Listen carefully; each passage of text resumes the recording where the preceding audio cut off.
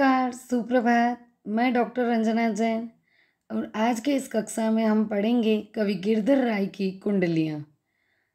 राजा के दरबार में जे ये समय आ पाए। कवि कहते हैं यदि राजा के दरबार में जाना पड़े तो समय आ पाए, समय पाए कर, समय निकाल कर जाइए, अर्थात समय पर पहुँचिए। साईं तहा न बैठिए जह कऊ देय उठाए। कवि कहते हैं कि व्यक्ति को वहीं बैठना चाहिए जहाँ उचित है, अपने स्तर के अनुरूप बैठना चाहिए। उस स्थान पर नहीं बैठना चाहिए जहाँ कोई देख तुम्हें उठा सकता है, उठाने की संभावना हो, उस स्थान पर नहीं बैठना चाहिए। जहाँ को देय उठाए बोल अनबोले रहिए। और यदि कोई उठा देता है तो तुम्हें वहाँ बिना बोले रहना चाहिए, चुपचाप रहना चाहिए।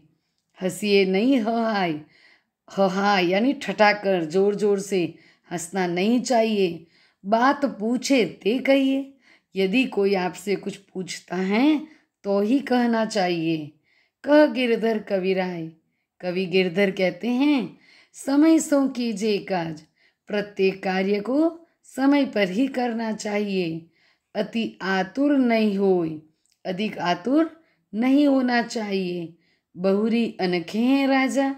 और यदि ऐसा हुआ तो बहुत संभव है कि राजा जी नाराज हो जाएंगे। अर्थात अब जिस पद के व्यक्ति से मिलने जा रहे हो समय पर जाएं, अनावश्यक न बोलें, और यदि ऐसा करते हैं तो उनके नाराज होने की संभावना बनी रहती है। एक बार भावार्थ देख लें। कवि गिरधर कविराय कहते हैं कि यदि आपको राजा के दरबार में जाना पड़े तो समय का ध्यान रखें, समय अनुसार ही जाना चाहिए। अर्थात किसी बड़े पद वाले अधिकारी से मिलने जाएं तो समय का ध्यान रखें। कवि कहते हैं हमें उस स्थान पर नहीं बैठना चाहिए जहाँ से कोई उठा दें, अर्थात हमें हमारे स्तर के अनुरूप ही स्थान ग्रहण करना चाहिए।